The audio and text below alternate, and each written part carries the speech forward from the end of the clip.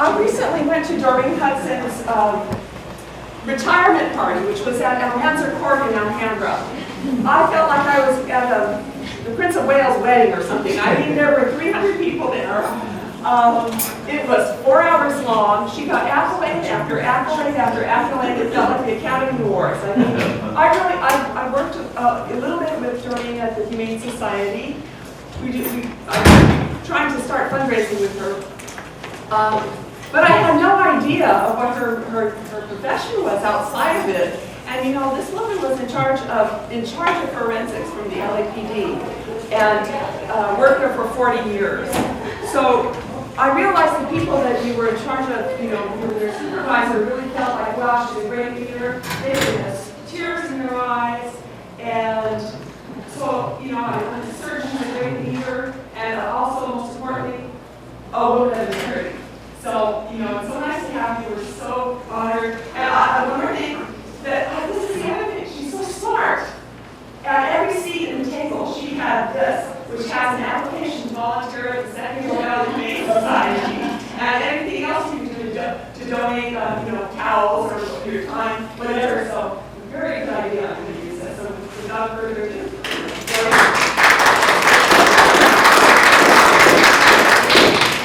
It's an honor and a privilege to be here on such forward-thinking people. So it's my privilege to be here. I appreciate the invitation. Thank you for having me.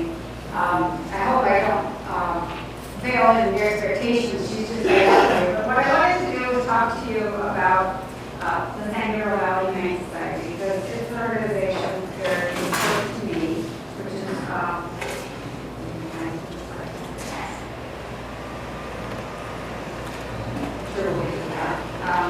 let me know if the slide down, raise your hand, raise up.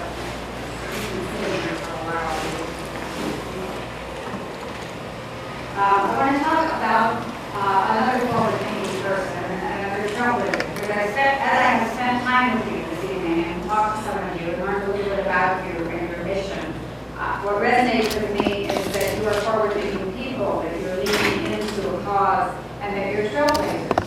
And one of the things that attracted me so much to the San Gabriel Valley Humane Society was its founder, Fanny Kessler, because she was a trailblazer. This was a woman who was born just before the beginning of the Civil War, a time frame that none of us, I don't think, can even begin to imagine. She was fortunate in her life. She was actually born and raised in Midwest, Elkhart, Indiana. I'm not going to read this slide to you. I'll let you see what the slide contents are, but I just kind of want to go over the practice.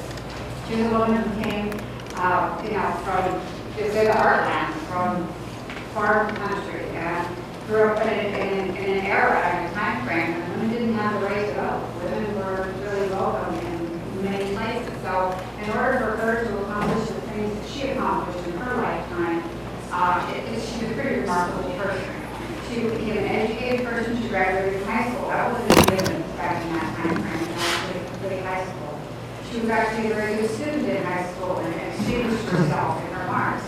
She's also a woman that we never really got a chance to know in the Humane Society, because she was long gone, long deceased by the time myself, Patricia, any of us came on board. This woman, Fanny Kessler, was long gone from the shelter. So we had to try to come to know her by reading about her in articles and newspaper clippings and bits and pieces, both derived from papers in Elkhart, Indiana, as well as Southern California area of Los Angeles Times. I was lucky enough to partner with a person who did genealogical research for her family and had access to many newspaper articles that helped me develop the story behind our founder, Fanny Hudson. I felt so motivated by her story, and I felt I could not let her legacy go with her, because our shelter has followed on very different times since she left it and passed away. And so what she was trying to accomplish in her lifetime is so much parallel to the things we're talking about here tonight. And the question for me kind of like resonated with talking with Asia, because Asia brought up what was the trigger for her that made her move toward veganism. And in her case, adopting a little dog, and the realization that she would eat her dog, why would she eat another animal? And so it flipped a switch in her. And Fanny Kessler, Fanny Thompson Kessler, in her life, She lost her father and her 14-year-old brother within just a few months of each other. And you can imagine kind of going through that as a young person. It was a lot of grieving to go through in a very short amount of time. Coincidental in the time frame was a newspaper article that outlined the fact that Jumbo in the circus was killed by a freight train when it was visiting the area of Indiana where she lived. And it was a huge news story because Jumbo the elephant had been hit by a train and it killed Jumbo. What I couldn't help wonder was because of the timing and a woman going through the grief of losing her father, losing her brother, only having her mother left, and then having this horrific accident that was all the headlines in the area in which she lived. Could this have been the spark, as the spark ignited in some of you to try to make this transition and this leap for, I've got to do something about this. So in Fanny's time frame, animals were used for all kinds of things other than food. They were used, in vaudeville, in circus, sporting, hunting, entertainment, and so forth. And so she became interested in the cause of animals and the safeguarding of animals. Fortunately for her, even in her time frame, she was lucky enough to marry well. She married a man of some influence and some wealth and some position in her community. And so that gave her some advantage because that gave her some position and some authority and some value in her community that allowed her to step forward and be that much more interactive in the community where she lived. And so much so that in that time frame, they had a rabies outbreak in the town in which she lived. And there was I'm showing you actually the newspaper article, maybe you can't read them, but I put this together from old newspaper articles that tell us about this outbreak of rabies here in Elkhart. And so at that point, Fanny's husband was the mayor of Elkhart. And there was an ordinance which allowed people to shoot dogs on sight that came into the town because of fears of rabies and a fight for rabies and so forth. So if you had a dog that was unsecured, you'd be fined 50 cents a day. That was actually quite a bit of money in that time frame. For the first day, 10 cents thereafter, or a day thereafter, until 10 days, at which time the dog would either be put to death or sold to some other person that might be of interest. So Fanny created the first dog pound in Elkhart, Indiana. So this was an innovation to actually create a dog pound, a place to corral these loose animals and put them for safekeeping until they could find a safe disposition for the animals. So something touched Fanny in her life, and because we don't know her, we don't need to ask her like we can ask the rest of you. What sparked this interest? What drove you in this direction? In a time frame when there wasn't this kind of support group or this kind of interaction or social media or anything to connect people behind a common cause. So this woman had to really struggle in order to get her ideas and thoughts out there and be heard. So she created her first dog pound in Elkhart, Indiana. She was lucky in that I mentioned, had married well, but her husband passed away. And years later, she married her second husband. He was another very wealthy businessman who had even more wealth and perhaps influence than her first husband. And that gave her the opportunity to travel and to learn and become even that much more educated and that much more exposed to the world around her. So her second husband owned an Albion Iron Works, and he was very affluent. It allowed them to travel. And in their travels, they would winter at the Hotel Green. Is anybody from Pasadena enough to know what Hotel Green is? That's still in existence. You can still go by there. Isn't it on Raymond? Green now. What? Green. Green. Oh, okay. So they would winter at the Hotel Green, and you can see that picture of it here. Those come from one of the old pictures. And also the Mission Inn in Riverside.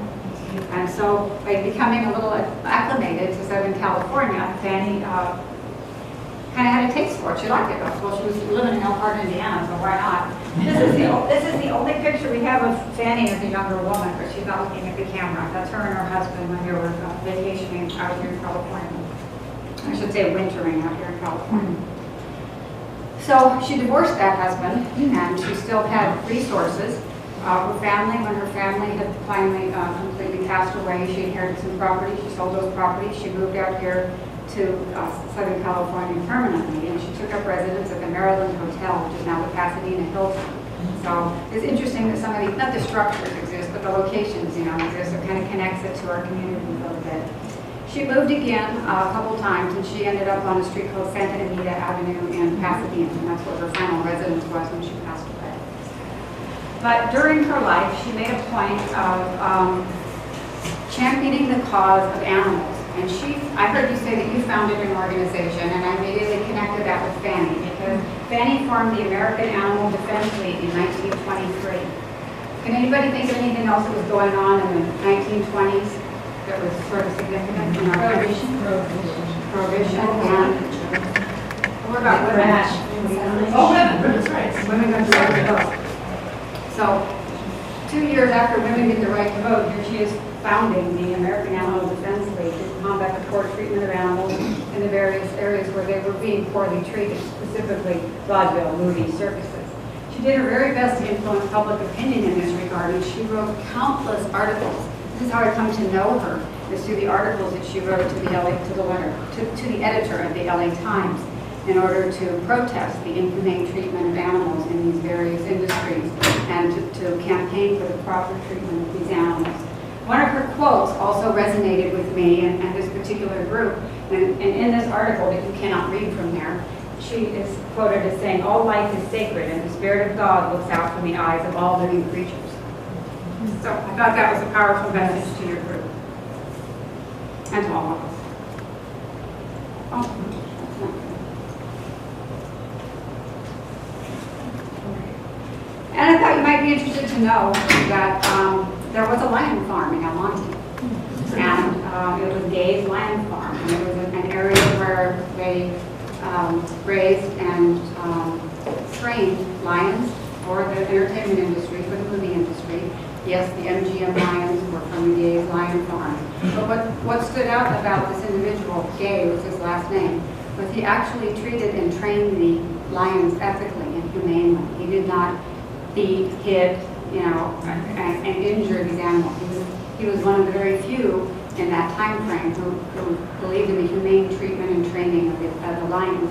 And in this picture, it might not be easy to see, but what became quite popular was Lions clubs from throughout the nation would come and meet for breakfast at this particular farm in El Monte, and they would sit with a lion at the head of the table. So the lion was trained to sit with them and, well, not share their breakfast, but sort of share the breakfast table with them at the time. But I found it quite interesting to think that where we live and see nothing but concrete and stucco, there's actually a former lion farm in our midst. Well, Fanny applauded Gay for his ethical treatment of animals. Ultimately, that lion farm went away during World War II because of the shortage of horse meat to feed the lions. So the lions were living on horse meat. And in World War II, all resources, became very scarce and sparse, and so the lion farm could not exist because it couldn't obtain horse meat necessary to feed the lions. But again, in talking about her gutsiness, and I think this resonates with this group, because I see you as a gutsy group of people who are stepping out and doing something different. You're going into a bold new territory, and you're trying to recruit others to follow. Fanny had that same drive. She had that same interest. With her American Animal Defense League, she again wrote articles to the LA Times maligning the studio moguls who had a reputation for not humanely and ethically treating animals in the production of movies. She went up against the likes of Louis B. Mayer, who was a very powerful person in Los Angeles in the 1920s and 30s. And in that time frame, if you've ever seen like some of the movies, film noir of LA. LA was a pretty dangerous place in that time frame, and people would disappear who weren't part of the common thought process. But she was bold, and she continued, and she persisted. I'd like to make mention of the fact that the only movie mogul who paid attention to her and actually thanked her and changed the processes was Carl Laemmle of Universal. He listened to what she had to say instead of became defensive and wouldn't hear it and so forth. He listened, and they changed their practices at Universal in the treatment of animals based on Fanny's campaign.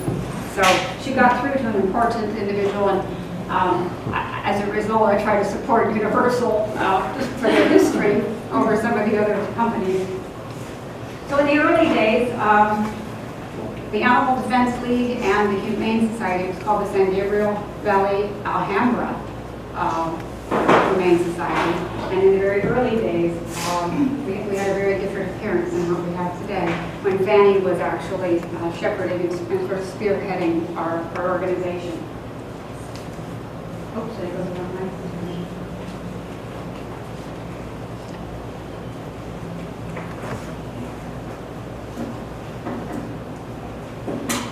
One of the things that animal shelters did back in the 1900s, it was very common for them to sell animals to researchers and to organizations who wanted to do things with those animals. We were the first animal shelter, and actually, I believe in the country. If I'm not mistaken, if I find the article behind that, we were one of the first animal shelters to not do this, to stand pat and say we would not sell our animals for vivisection and other types of research and treatment. So very proud of that heritage as well. To this day, of course, we don't do that either, but we were one of the pioneers in not doing that under the leadership and stewardship of Fanny Kessler. Fortunately, our shelter has held fast, with that same thing, but it was very commonplace in that day because, it was an economic interest.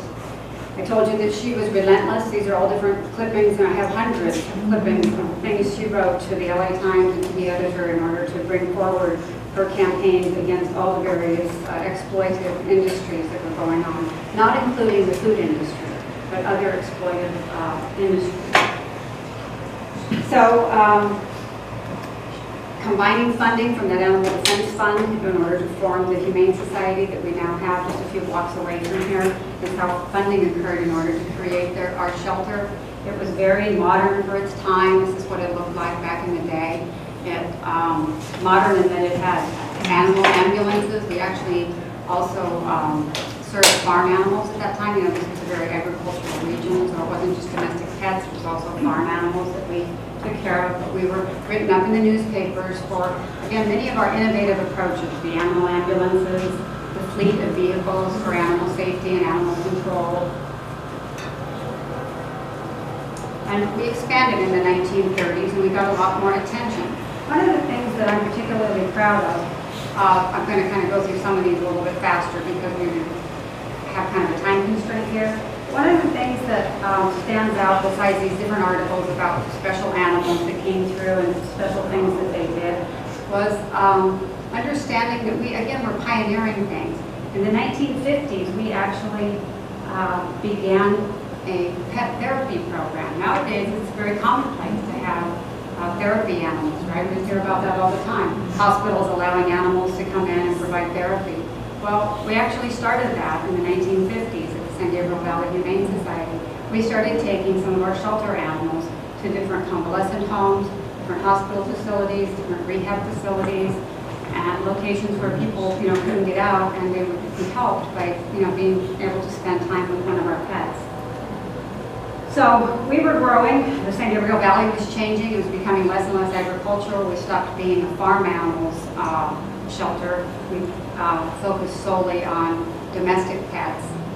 But in the 1970s, we also became a wildlife refuge for a period of time. By now, Fanny Kessler had passed away, and stewardship of the shelter went into other hands.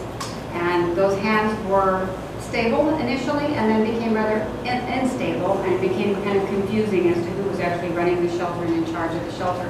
Fortunately, the people who were there for the most part had a vision that was shared with Fanny in terms of animal protection and animal rights.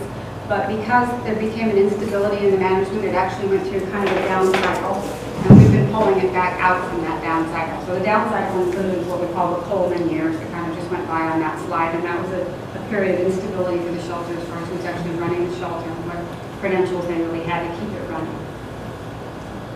We were at one time governed by a joint powers authority, which meant we served all of these cities at one time, and it really overcrowded our facilities to where we really weren't properly serving the animals in our care. We released ourselves from that joint powers authority about 5 years ago so that we could just serve specific smaller cities, which would give us the ability to manage population without euthanasia. And so we don't have a facility that takes on more animals than we can manage. We don't euthanize pets in our facility for population control or space management. We euthanize for humane reasons, but not for managing the overflow or something like that. Fortunately, we've been able to to maintain a client base that allows us to do that. So there was a lot of stories through the years about our shelter and the special pets that came out of it. Scooter is one who was found in a gutter, and his back legs were useless to him. Whether he'd been in a car accident, I don't know, but his back legs were useless. He called them Scooters because he had to drag himself around by his front legs. And he became a mascot. He lived inside the front office of the shelter and just greeted people as they came in because he was reasonably unadoptable based on his condition, but he was somebody that ended up catching the attention of the news media at that time. So we brought in new managers, new people to give a new vision to the shelter. We started some community-oriented programs that we're proud of, trap, neuter, and return for feral community cats that don't need to be euthanized, but can be humanely neutered or spayed and then returned into the community. Promotions to try to adopt one animal for a reduced rate. We'll give you a companion animal to go with it. Things to try to keep our population under control. And discounted rates for senior citizens as well. If they adopt a senior pet, it's a Seniors for Seniors program. We have lots of opportunities. We welcome support in the community. As Patricia noted, we always have opportunities to either adopt, donate, volunteer, whatever it is you have to offer us. We're always happy to accept any consideration for our shelter. Formed a new board of directors. And I think we have a good leadership team going forward that's going to help us kind of return to our roots and get back to where Annie Kessler was going when she had to, leave this world and leave this planet. So thank you very much for your time.